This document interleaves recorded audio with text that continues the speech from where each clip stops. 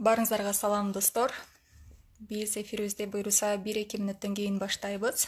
Азыр кызыктуу маек болот деген ойдобуз. Барыңыздарга рахмат көрүп атканыңыздар үчүн. Чындыгында кубанычтуу. Анан сиздерден көптөгөн суроолорду күтөбүз. Азыр Замир кириши керек. Бүгүн биз негизи эле ушул кыргыз клиптеринин сапаттары боюнча сүйлөшөбүз. Бүгүнкү күндө ушул кыргыз клиптерин көп эле көрүп келебиз. Бардык эле адамдар клип көрсө керек. Анан ушул клиптердин абалы, негизи эле сапаттары кандай тартылыш керек, бүгүн кандай тартылып жатат, дүйнөлүк аренада кандай, мына ушулар боюнча биз сүйлөшөбүз. Так. Бул жактан чакырып атабыз.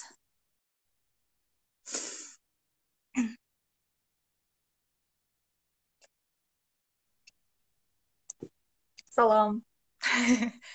Кандайсыз, Замир?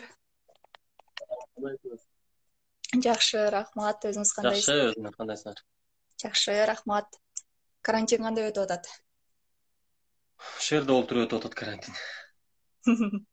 Башка жумуштар менен, Ооба. Мгм. Өзүңөр кандайсыңар? Жакшы, рахмат. Буюрса жакшы. Биз дагы Түркияда сыртка чыкпай отурабыз. Ошол карантинди бир аз да болсо пайдалуу өткөрүү максатында ушундай эфирлерди уюштуруп, бир аз болсо дагы пикир алмашуу, маалымат берүү уюштуруп жатабыз. Сизге рахмат убактыңызды бөлүп, бизге эфирге макулдугуңузду бергениңиз үчүн. Урматтуу достор, бүгүн бизде конокто белгилүү режиссер, азыр өзү дагы айтып берет, көптөгөн фильмдерди жараткан, ошондой эле Кыргызстанда көптөгөн клиптерди. Мен музыка каналын Кыргызстанда жүргөндө ачсам эле Замир катышкан эле клиптер чыга берчү. Же Замирди тааныган үчүн жалаң эле Замирди көргөндөй боло берчүмүн, байтор бүт клиптерди карасам эле Замир жүрүшү. Негизи эле ушул темадан эле баштай берсек анда, бүгүнкү күндөгү кыргыз клиптеринин абалына кандай баа бересиз? Кыргыз клиптеринин абалына Сапаты негизи эле бүгүнкү күндө кандай тартылып жатат? ар кандай. Мисалы, жакшы клипмейкерлер бар, жаңы чыгып келаткан клипмейкерлер бар, профессионал клипмейкерлер бар. Бизде деле ошондой, мисалы, алдыңкы деңгээлде жүргөн клипмейкерлер бар, байкелерибиз. Анан жаңыдан чыгып келаткан клип. Ошо ким кандай тартат, ал өзүнүн деңгээлине жараша да. Өтө слабый клиптер бирок басымдуулук кылып келип атат бизде. Слабый деген эптеп эле тартып чыгарып коюш керек болуп атат да биз. Азыр YouTube чыккандан бери окуяга басып бюджетти жагынан бюджетке деле эми кээ бирлер аз бюджет менен эле жакшы тартып атат. Бизге эмеге окуяга басым жасалып кетип атат. Основной окуя. Драматургиясы кичине слабыйлап кетип атат десем болот. Эми окуя менен болуп аткан клиптердин эмеси да, андай трековый тарткандар бар. Алар клипмейкерлер көп, ар ким ар кандай тартып атат кыска. Ооба, чындыгында мисалы мурда шоу бизнес башталганда бир саналуу гана клипмейкерлер бар болчу, Азыркы учурда көп, мисалы мен таанып алгандагы бир топ клипмейкерлер бар экен. Ооба, азыр ой, YouTube дагы деле YouTubeга келип калабыз, ушу YouTubeга жүктөш үчүн эле ар кандай клиптер тартып чыгарып атышат азыр. Кыргыз эл кичине эмераак клиптерди көрөт экенбиз. Трагедия, турмуштан алынган окуяларды жакшы көрөт экенбиз да. Ошон үчүн ошондой клиптер басым жасалып, окуя жалаң эле трагедия болуп бүтүп атат. Келин кайненени кыйнап, келин күйөөсүн таштап кетип калып, бирөөсү баласы жеңип калып калып, ушундай турмуштан алынган окуялар үй бүлөнүн ичиндеги балким интригалар, мисалы сериалдарды дагы карасаң, мындай кызыктуу бир темада да, глобалдык масштабдагы бир проблеманы чагылдырган фильмдин YouTube'дан просмотрун карасаң аябай эле аз. Анан мисалы ошол эле күйөөсүн таштап кетти же аялын таштап кетти же жана башка үй бүлөнүн ичиндеги интригаларды чагылдырган тасмалар көп просмотрго ээ болгон экен да. YouTube'дан карасаң. балким ошол сыяктуу клип дагы ошондой. Анан азыркы күндө чындыгында клипмейкерлер абдан көп. Негизи эле ырчылар менен дагы көп иштешип жүрөсүз да сизчи. Анан алар көбүнчө кайсыга эмнеге басым жасашат? Мисалы клипмейкер менен болгондай адамдык мамилегеби же анын мындай талантынабы же болбосо ушул келип келип эле кайра эле акчага такалабы? Кандай деп ойлойсуз? Биринчиден клипмейкердин талантына басым жасайт го дейм. Анан экинчиден акчага, эгер кичине акча жетпей атса, айла жок таланттуу клипмейкерди кое туруп эле өз тааныштары менен тартып жиберишет. Анан ырчын өзүнө карайт, өзүндө ар кандай ырчылар жакта эле ар кандай профессионализмди түшүнгөндөрү бар. Кое туруп лучше шашпай мындай кылып тарта калайын деп, кээ бирөөлөр бар, аны күтүп отурушак, экичөө тартып салайын бул жактан деп.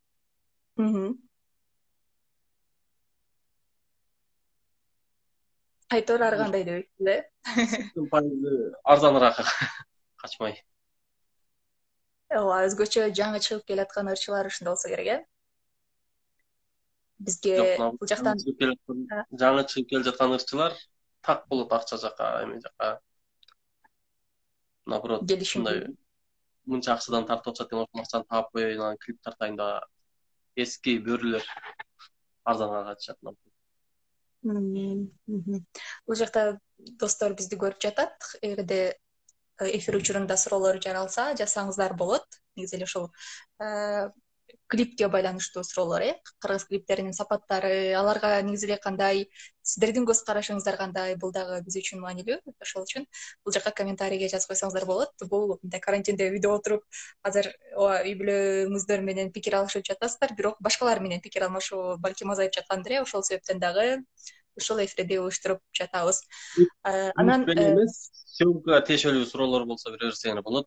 Барыңар. Жана бул башында мен беришим керек эле. Буга чейинки тарткан тасмаларыңыз боюнча дагы бир аз айта кетпейсизби? Буга чейинки тарткан тасмаларыбыз 3 тасма тарттым. Бирөөсү 2013-жылы чечилбес чечим деген, андан кийин 2017-жылы маскара поз, анан бүтүрүүчү деген 2 кино тарттык. 2013 кандай аталчу эле тасма? Чечилбес чечим.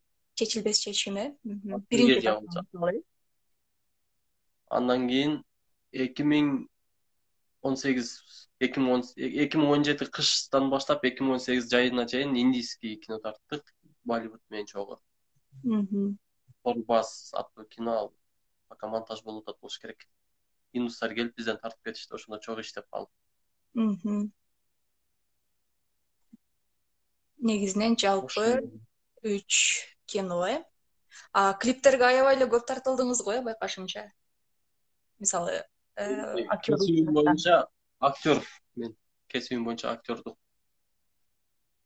Актердук. Театральный училищеде окугам, ошол жактан билимим бар. Бирок съемкага жакын болгондон кийин акырындап сценарий, режиссерский жака басым жасап кетип атам. Бирок актер болгондугума байланыштуу клиптерге тартылып калып атам. Өзүм тарткан клиптерге тартылып калам. Башка режиссерлор менен иштешпейсизби?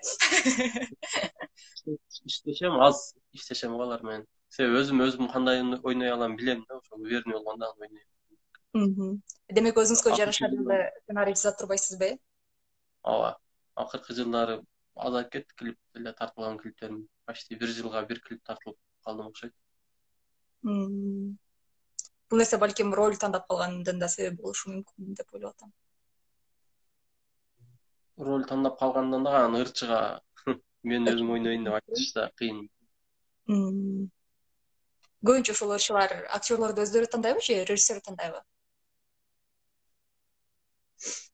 Негизи режиссер тандаш керек, негизи. Көбүнчөсү ырчылар өздөрү предлагать этип туруп калышат, тартып коелу деп. Бирок биз Шеркулов улан менен тартабыз клипти. Көбүнчө өзүбүз тандайбыз биз. Ырчыга ошондой шарт коебуз, биз өзүбүз табабыз актерди деп. Түшүнүктүү. Бул жакта Каныбеков 93 деген колдонуучу суроо жазган экен. Бир клип канча сомго тартылат дейт. Bir klip 500 менен 600 доллар түшүп чыгып турат. Орточо 400-500 доллар болуп калат го, Ооба. Ага бардык эмгек кирет да. Ал бизге тарттырса эгер, кымбат тарткан Ага. клипмейкерлер бар, арзан клипмейкерлер бар. Мм. Негизи Сиздерге. статистика боюнча 500 да бизде Кыргызстанда стандарт. Мм. Ал ошол клипке кеткен эмгекти актайбы негизи эле 500 доллар. Мисалы анда бир эле адам эмес, бир канча адам эмгектенет да. Еще бир күндө бир канча убакытта тартылышат болуш керек. Негизи 500 доллар аз болуп калат. Себеби бизде клипти кичине оңой карап калышпады, бат-баттан эле кырсылар тартып, даже идея калбай барат от последний күндөрү. Негизи бир идеяны деле бышыктап тартып чыгарыш үчүн негизи бир аз дегенде 3000-4000 доллар керек да негизи ага. 500 долларга бирөөнү тартып берсең кайра дагы бирөөсү келе калат. Уже идея вообще эле кыйын болуп калды бизде. Идея кыйын эмес, келе берет. Табыш эме болсо керек эле. Мисалы ырлардын маанисине жараша бир аз катып калып атат.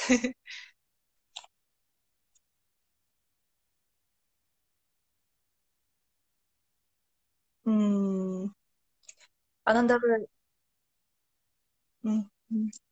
дагы YouTube'ду караганда көбүнчө ошол сиз айткандай окшош идеялар, анан мындай грубо айтканда уурдалган деп да койсок болобу. Мисалы ошол эле сценарий менен өзбектер тартышкан жана башка өлкөнүн өкүлдөрү тартышкан да. Бул нерсеге оюңуз кандай? Так, эфир катып атат бир аз. Азыр иштеп калат болуш керек. Урматтуу көрүүчүлөр, сиздер суроолорду бере бериңиздер. Азыр Замир биз менен байланышка чыгат деген ойдомун. Так, кантип кошчу эле.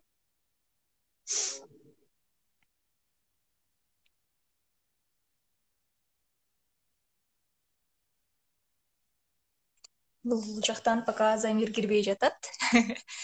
Замир доске кантип атасың дейт, кантип байланышсак болот дейт. Замир кандай? Акыркы тарткан клибиңиз дейт. Азыр Замир кошулганда беребиз, буюрса кошулуп жатат. Дагы суроолорду бере берсеңиздер болот. Жалпы эле кыргыз клиптеринин сапаты боюнча. Замир биз менен кайрадан байланышта. Бул жакта суроо бар экен. Акыркы тартылган клибиңиз дейт. Акыркы тартылган клибим кече кайсы ай? Марттын башында тартылган бир клипке. Вирусқа чейин тартып жатышкан кездерде. Ошондон музыканы алып барса бир жери окшошпой калып, ошол жерин кайра оңдоп келгиле деп балдарга айтышкан экен. Аха. Кандай клип, кимдин? Ал жак актер катары эле болчу. Атымды унутуп калдым кандай. Ал ошол боюнча токтоп калды ошондо, карантинге байланыштуу. Жок, бүткөн клип. Монтаж жумушу калган, монтаждын бир жери туура эмес болуп калды, ошону оңдоп кайра алып. Бүткөндөн кийин чыгат коюм буюрса. Андан мурункусу Эрлан Андаштын Тарымба деген ыры бир жыл мурун экен. Тартылган клиптерим. Ал просмотр көп алды окшойт, ал клип. Эрлан Бакен ал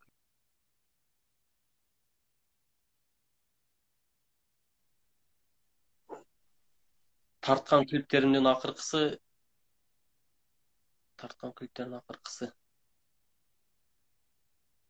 тоже бир клип чыга элек. Кышында барбы? Кышында кандай? Жал жакта актер болгонго окшойт, Салидинастын клибин тарттыңар окшойт акыркы жолу. Жандан кийин да тарттыңар. Былтыр тарттыңарбы аны? Жок, ал былтыр болчу. Акыркы жолу кайра Эрлан Андаштын Айперим деген клибин тартып турбуз. Жакшы. Ушул актер болууда да Айзада Жамгыр Чейванда клиби бар экен. А, Ерлан Бакиевден кейін тартылып аны да силер тарттыңар, анда акыркы клип ошол болуп калды окшойт. Жакшы. Акыркы негизи эле ошол клипке түшкөндө дагы образга дароо эле кирип кете аласызбы? Же даярданасызбы? Бир каармандын ролун жаратууда. жоқ, даярданбай эле. Себеби клипте кыйын деле образ келе элек акыркы күндө. Даярдангандай деле образ жок. Сиз үчүн жеңил эле турбайбы, Жеңил эмес, даже актер эместер деле ойноп кетип атат го. Бирок ойной турган роль деле жок болуп атат да азыр биздин клиптерде. Бирок ошол мындай актерлук чеберчилик жок болгондо мындай көрөрмандарды мындай алыстатып койбойбу мындай? Ошол клипке болгон оюн өзгөртүп балкимчи. Алыстатат. Мисалы эч окшошпойт, наракка басат, бери басат, аябай татынакай кыз же аябай сулуу бала, бирок окшошпойт да мындай. Чындык, чын роль, чын каарманга эч эле окшошпойт. Албетте ар ким Профессионал актерлер ойногон клиптер айырмаланып турат баары бир. Мисалы Гүлса деле Азыр окшошпойт, кээ бир клиптерди карасаңчы. камераны сезип турат да баары бир тартып атканын билдирип коет. Ушу клипке тартылган балдар, кыздар деле барып мастерство, актерский мастерстводон сабак алып койсо жакшы болмок. Мисалы ошол эле убакта азыр ошол актердук чеберчилик бөлүмүндө окуган дагы студенттер абдан эле көп да.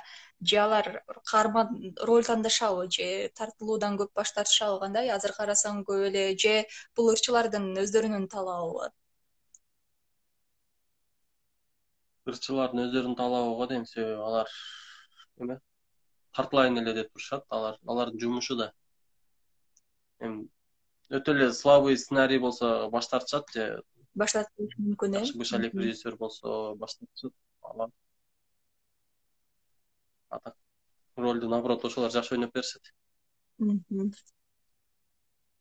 Баары бир мисалы чымчыкты сойсо да касапчы сойсун деп коюшат эмеспи? Ошол баары бир актер, актрисалар ойногондугу мындай жөнөкөй элге деле билинип байкалып турат да. Келечектеги пландарыңыз кандай? Карантинден эсен аман чыксак. Буюрса чыгып калаттырбыз. Буюрса эртең 13-үндө бир кинонун сценарийи бүтмөк. Бир сценарийге заказ берген болчу. 13-үндө колубузга беребиз деген. Эгер бүтүп калса ошону бышырып, быйыл 2020-га ошол кино тарттабыз деген планыбыз бар. Клип тарткан балдар менен. Кудай буйруса. 2020-2021 кино о план? 2020.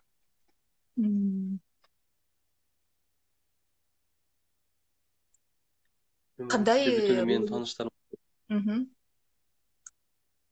суроо беришип атабы? Привет. жок, суроо кандай жок. Даниярдын канча клибине тартылдың эле Замир дейт. Ал Кадыров 789. Даниярдын бир да клибине тартылган эмес. Данияр Эрматовду айтып жатат го, Ооба, башка Данияр жок го. Байке, сиз менен Сапар Сайназарович деген актер байкебиз бар, ошого окшото беришет. Даниярдын клибине. Бир аз окшошот окшойсуңар, Качан үйлөнөсүң деп суроо бер Асел дейт. Качан үйлөнөсүз? Биз негизи андай суроолорду кабыл албайт болчубуз. Өзүм да билбейм. Жооп бересизби? Жок, өзүм да билбейм. Ошо билсем жок. Кудай буйруган күнү го, Элеман Тележон 4 деген бала олтурат ошол. Кандай? Билет.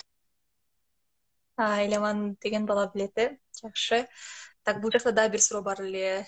Саламатсызбы, режиссер болуш үчүн эмне кылыш керек? Эмиль Миллионбу? Режиссер болуш үчүн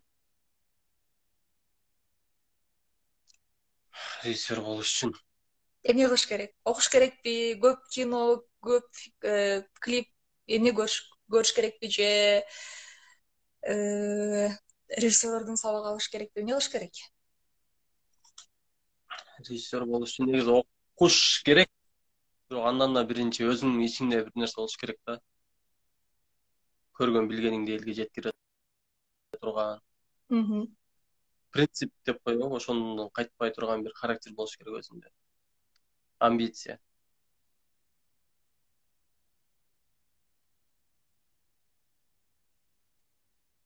Режиссер болуш үчүн ошондой принциптер керек негизи. Мындай көргөн билгениңди элге жеткирип бере турган өжөрлүк керек. Мгм. Ошого кичине окуп кошуп койсоң, анан эмне Мгм. кылыш керек экенин билесиң. Мгм. Уммати Сен окудуң Багиевдин дейт. окудуңбу дейт. Актёрдук бөлүмүндө окугансыз, э? Ооба, режиссерский окуган эмесмин. Мгм.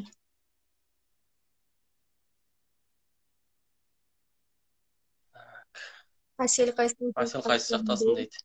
Мен Түркиядамын. Мага суроо бербей. Мага суроо бербей эле койсоңуздар жакшы болот. Э, Убактыңыз барбы дагы? Биз башында 20 мүнөт деп сүйлөшкөнбүз, просто ошого тактап алайын деп жатам.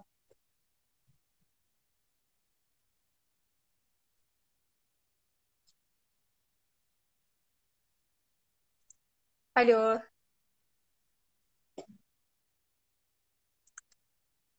Загурска болуп атат окшойт, э? Ооба, мен сүйлөгөндү жакшы көрөм, бирок только эфирден да.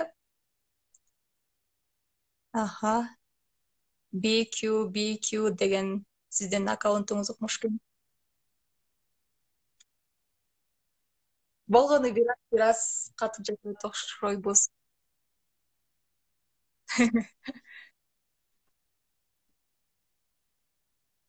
Азыр жана суроого жооп ала албай калдым мен. Угулуп атабы? Угулуп атат, э?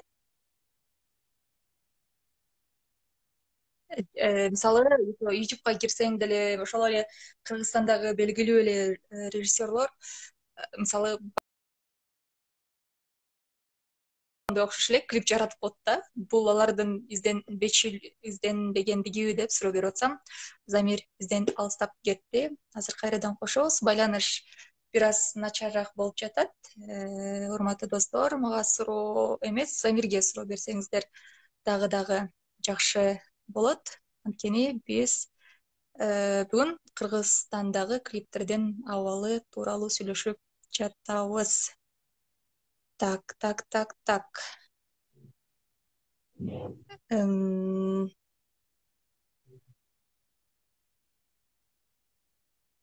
Замир кайра чыгып кетти окшойт. Мен ага чейин анда бул жакта жазылгандарга жооп берип турайын. Так.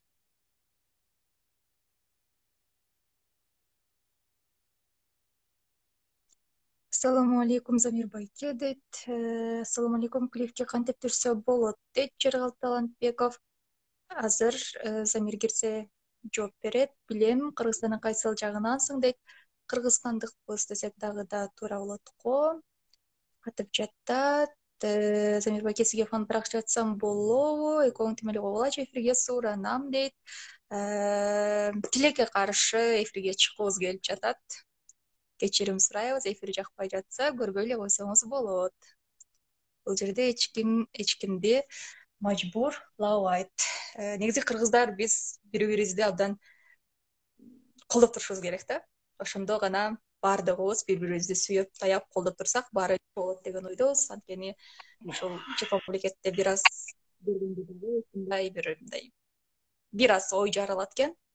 Биз бири-бирибизди анча колдобойт экенбиз дегенчи. Ошон үчүн баарыңыздарды позитив гана комментарий жазууга чакырам. Так, бул жакта бир суроо бар эле. Замир байке, сизге фан баракча ачсам болобу дейт Жергалт Талантбеков. Фан баракча ачса болобу сиздин атыңыздан?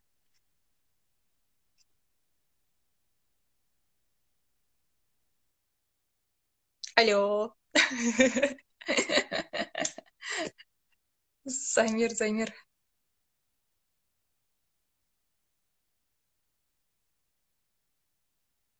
Дагы дейт бул жакта эжебизби? Э, Негизи ушул тартуу иштерине байланыштуу суроолорду берсеңиздер болот. Биз азыр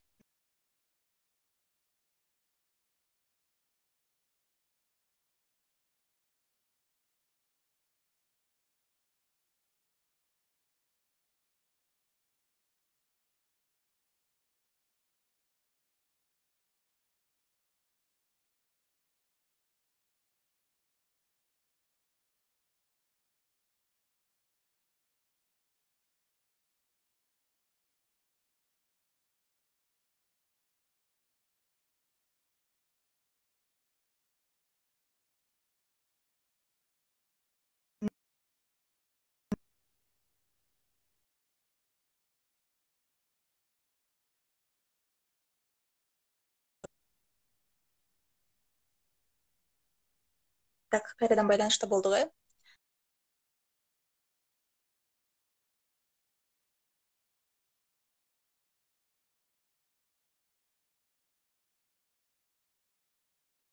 Интернет бир аз начарлап атат окшойт.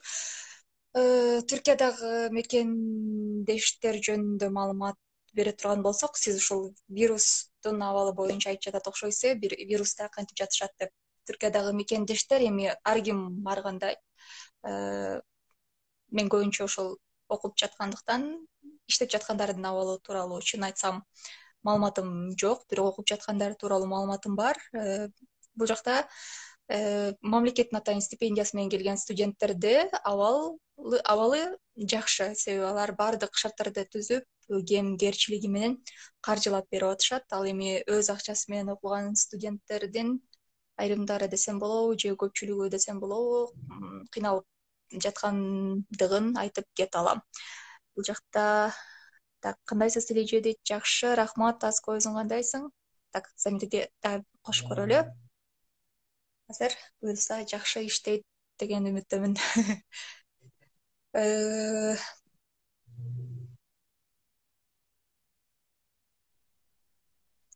Интернет начар болуп атат окшойт, э? Ошо мен жактан болуп атабы, өчүп калып, катып калып атат. Билбейм. Менде жакшы эле иштеп аткан сыяктуу.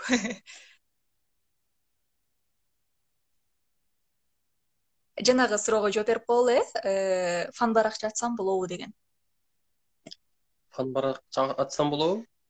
Ооба, Магабы? сиздин атыңыздан фан баракча ачсак болобу деп бул жакта бир колдонуучубуз жазды. Так, Инстаграмда бир фан баракча бар, ошону жогото албай жүрөм. Неге? Фан баракчага жакшы көз карашта болушат го. Жылдыздар. Мындай ачып кирбей койгонбу, бирөө бир нерсе отметка кыл же жазып кой десең ошол жакты таап ала беришет да, бир нерсе болуп эле. Сиз деп ошол кичине татыктуу болгондон буюрса ачылар. Бул жакта дагы бир суроо бар эле. Бул суроого жооп берген жокпуз, клипке кантип тартылса болот деген.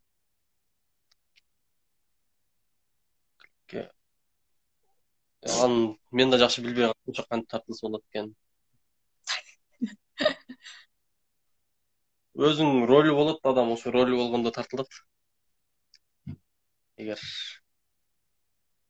биз мисалы мындай сценарий жазгандан кийин ошол баланы, актёрду же актрисаны көрүп элестетип, анан ошого бул подходящий деп ошол адамга айтабыз да. Тааныш билишке карабай, жөн ошол ролго татыктуу болгон үчүн айтабыз. Ошондон кийин бизге тааныш билиштер таарына беришет да, бизди тартып койсоң болмойт деп. Мен да дагы күлүп калам. Тартуу үчүн эми мага колдон келсинчи профессионал актер болсо жакшы болмок. Ооба. Бизди дагы күлүп калам. Тиги мен дагы Манаста радио жана кино бөлүмүндө окуп, учурда Түркияда магистратурада окуп жатам, билбегендерге. Анан туугандары тааныштары айтып калышат бизди качан киного тартасың деп элечи. Режиссердин окуусун окугандыктанбы айтор ушундай нерсе бар. Ошол нерсе ар бир эле режиссердо болуш керек. Өзгөчө сизге окшогон белгилүүлөрдө. Так, бул жакта рахмат, окууларыңыз кандай Сележе дейт. Жакшы, рахмат. Ассаламу алейкум дейт. ооба бизде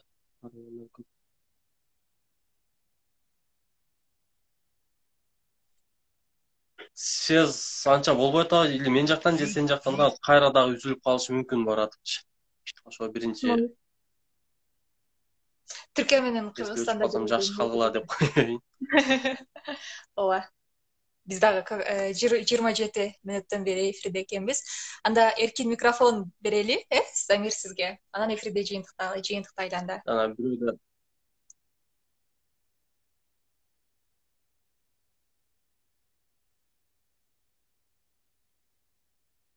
Угулуп атабы?